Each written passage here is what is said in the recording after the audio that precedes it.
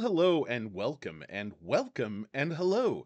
My name is Danny Deals. You are watching Un Poco Mas. This is range anxiety, strange anxiety, ST range anxiety, street range anxiety, whatever you want to call it. You can call it deals on wheels if you like. But fact of the matter is, folks, today we are talking NIO stock, ticker symbol NIO. It is August 7, 2023. It's about 2 p.m. out here in beautiful sunny Los Angeles, hour after the market closed, 5 p.m. out in NYC. Hope it is a great day or night wherever you find yourself, whenever you happen to be watching this video. Today, guys, the NIO stock was up 10 cents during the trading day and up another 11 cents thus far after hours for a total gain of 21 cents on the day, or about 1.5 on a percentage basis. Guys, I want to bring in the Chart Master, who is also just me, as are all the personalities on this program. Volume today, guys, was much lighter at 52 million shares.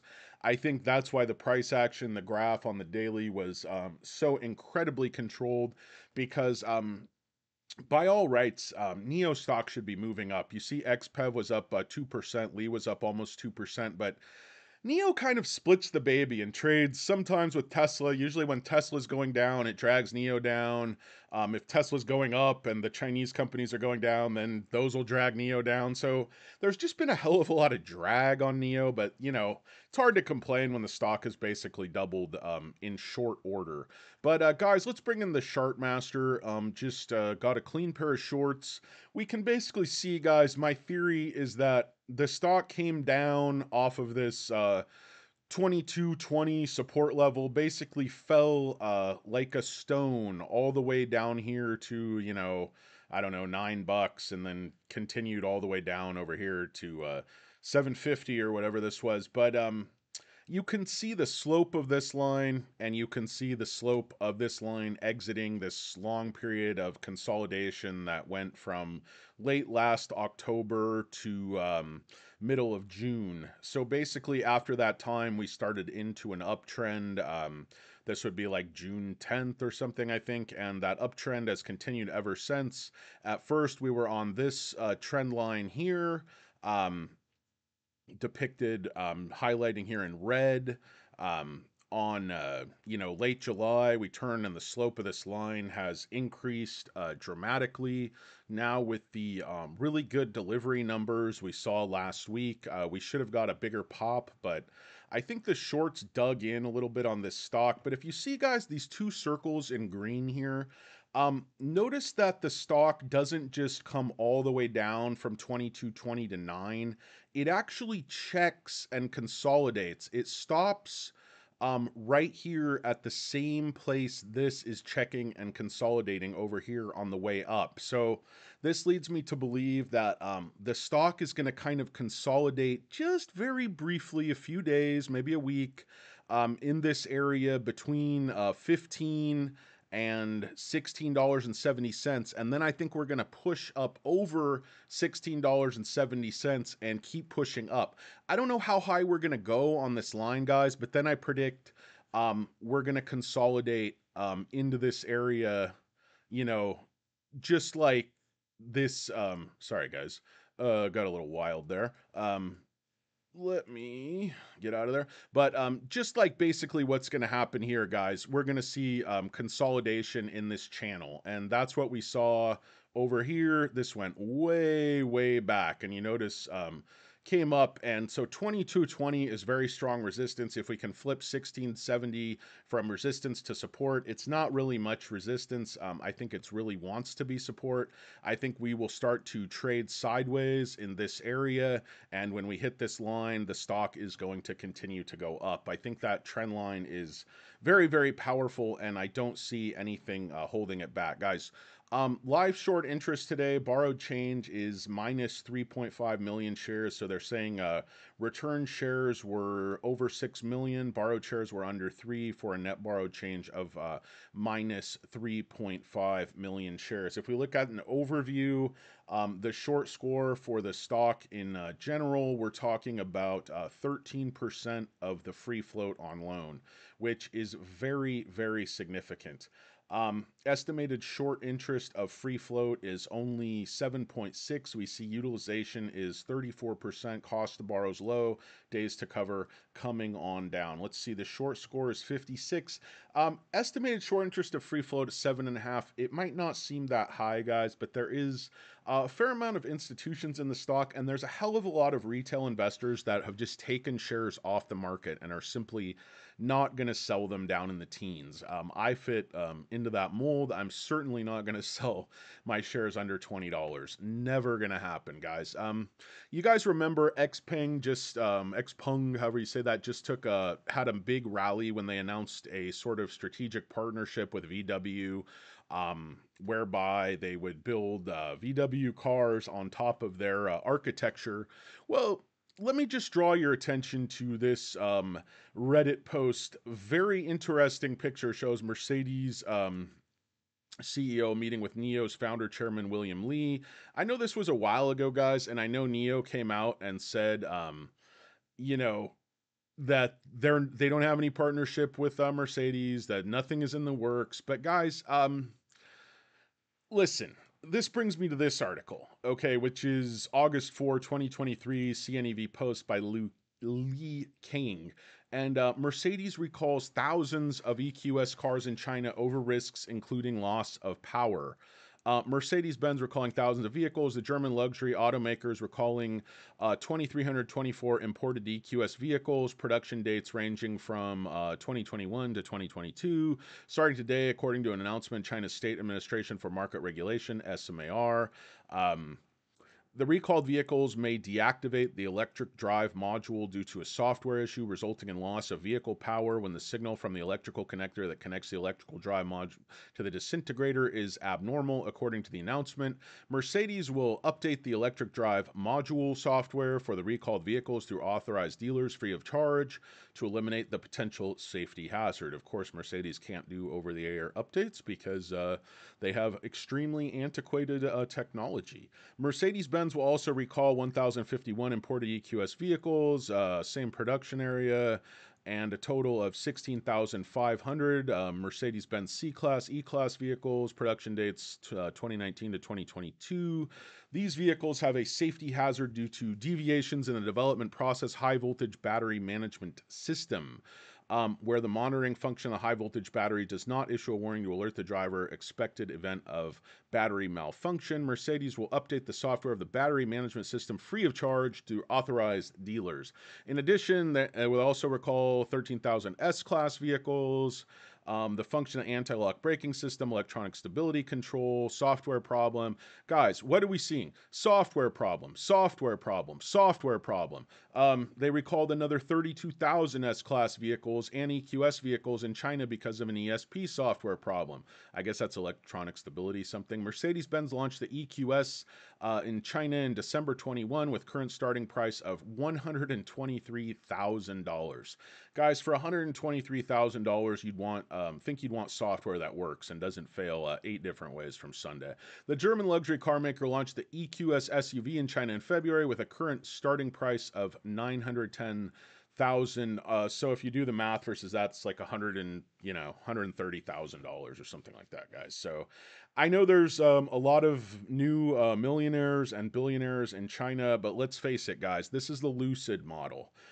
You cannot come to market with a $130,000 vehicle and really expect to penetrate the market much. It's a novelty, it's impressive, but a lot of people who have that kind of money simply don't want one of these EV sedans or one of these, EV SUVs that everybody has. They want something a little bit different. These are the kind of guys that, may still be buying more exotic gas vehicles to use on the weekends, and they might have something that makes a little more sense, such as a NIO to use during the week. Because, let's face it, with Mercedes having a lot of quality control problems with their software, with their battery management system, it would make a lot of sense to partner with NIO. And then, guys, this article is a couple of years. This is not a couple of years. It's like a little bit less than a year old. September last year. So I don't know. It's about 9, 10 months old. But just listen to the sentiment because NIO EV offering way ahead of BMW, Mercedes, and VW. Co-founder says we feel we can take on their home turf. The Chinese manufacturer is looking to grab a share, and of course, this is the ET7, ET5. They hadn't come out with some of their new SUVs. NIO reportedly plans to build 1,000 battery swapping stations outside China by 2025. Very ambitious, but NIO is really good at building out this battery swap network. And don't forget, they have a factory to make the battery swap stations in Hungary, which I believe is up and running at this point. We are comprehensively ahead of our competitors in terms of product and services. It's true there will be more EV models to be launched in Europe in 3 years, but we are also making more progress. And he notes about the Hungary battery swap place, and they're 12 miles outside of Budapest. NIO's strategy to conquer the European market. But guys, this is kind of going the other way. I didn't want to, get too into the weeds in this article, but basically, this is going back to the China side. I think Mercedes needs NIO to compete in China. Like, it's just becoming extremely obvious to me that, and to everybody else, not like some special conclusion I drew, that these Chinese companies innovate and their product cycles are about half the time of the German companies. These car companies have got into a mindset that they can be very slow, that they can release a new version of a vehicle every 5, 6, 7, in the case of Toyota, sometimes 8, 9, 10 years with the pickup trucks.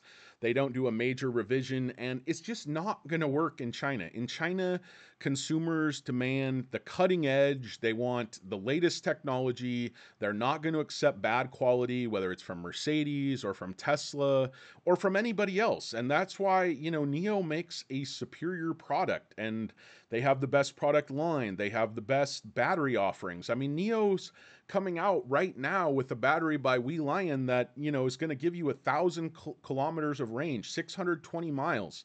Tesla can't touch it. Lucid can't touch it. Nobody can touch it. And granted, that's not because, NIO built that battery, but it's the fact that people want to partner with NIO. You look at Shell, you look at Sinopec, you look at, these other companies. I don't have the list of partners in front of me, but NIO announces new partners constantly in terms of their energy business.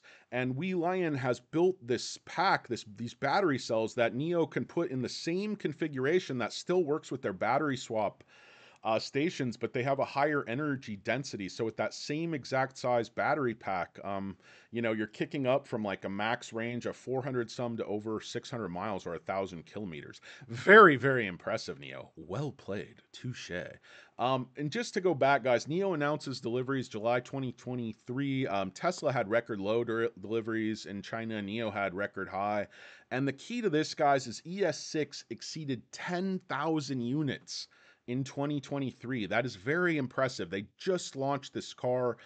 Demand is through the roof and supply is really starting to catch up. So they delivered 20,462 vehicles and 75,000 vehicles year to date. And you can just see what a jump that is because they only had 55,000 the first 6 months, and then 20,000 in 1 month is really incredible because they've been offering averaging less than 10,000 vehicles per month. So, guys, deliveries are up.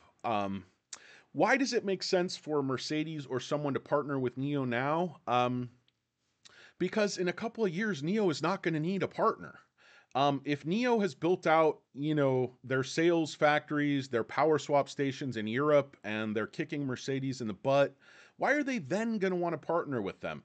NIO needs to move volume now. NIO is building out its battery swap infrastructure, its battery infrastructure. It needs more vehicles on the road to take advantage of that infrastructure, to implement it as a very firm standard.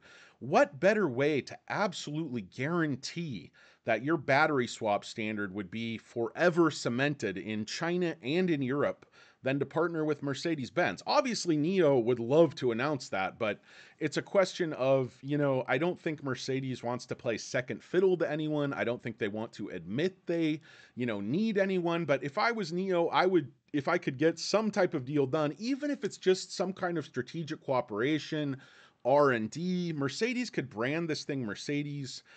There would be any number of ways to do it where Mercedes could retain their, quality and their reputation as the top dog. But underneath, guys, they're going to have to recognize that the Chinese companies and especially NIO are innovating faster. They're on the cutting edge and they're making a better product. And there's just no way in hell Mercedes can build out this energy infrastructure. It's just not going to happen. Nobody's going to catch NIO on battery swap. And sooner or later, other companies are going to come to NIO needing to license their architecture and needing to utilize this network. So whether that's Mercedes, whether that's somebody else, or whether NIO just has to ramp production more and more quickly and build out the enough vehicles to utilize these battery swap stations themselves, well, it'll take longer, but I'm also happy to go that direction. Guys, my opinion, if something is announced with Mercedes, we are going to see the NIO stock fly past that 2220 level. I think we would challenge at least 27, 26, 27. I think the stock would make that kind of move because, that would just put us here, that would put us somewhere in this gap, like right in this area, which, had been support 1, 2, 3, 4 times right in this area in early 2022, late 2021. I believe any type of deal would send us screaming back past that point and get us out of this here channel that kind of came in below this 22, 23 level, 24 level. So guys, let me know what you think down in the comments. Do you think there's any deal in the offing? Do you think Mercedes CEO was just meeting with William Li to talk about getting in line for the new NIO phone, which has passed the final regulatory hurdles in China? Actually, specs were just released. I'm not going to get into a video on the NIO phone, but I just will note management said basically like, this is because over the next 5 years, the phone and the car will become integrated more and more and more, and you're not going to be able to build one in the absence of the other. So instead of us catering to what Samsung is doing and what Apple's doing, we're going to encourage our clients to go to a NIO phone, which is just basically an Android system phone. I'm sure it'll have some skin over it, some special software that will make it do all kinds of fun, magical, exciting things with NIO vehicles. And, it probably will integrate with their little assistant, Zomi, the little eyeballs on the dashboard that everybody loves so much. But guys, the NIO stock on the day, again, up 10 cents during the day. Let's see if anything fascinating has happened after hours. Not really, still sitting up 11 cents after hours at $14.93. Guys, if we see a green day tomorrow, I think we're going to bust down $15 quite easily. And like I said, I think that 1660 level is ripe just to push through any day now. Guys, it's a NIO stock. Ticker symbol is NIO. My name is Danny Deals. The show is Un Poco Mas. For Deals on Wheels, it's Strange Anxiety. Thanks for watching. I appreciate it. We'll talk to you again real soon.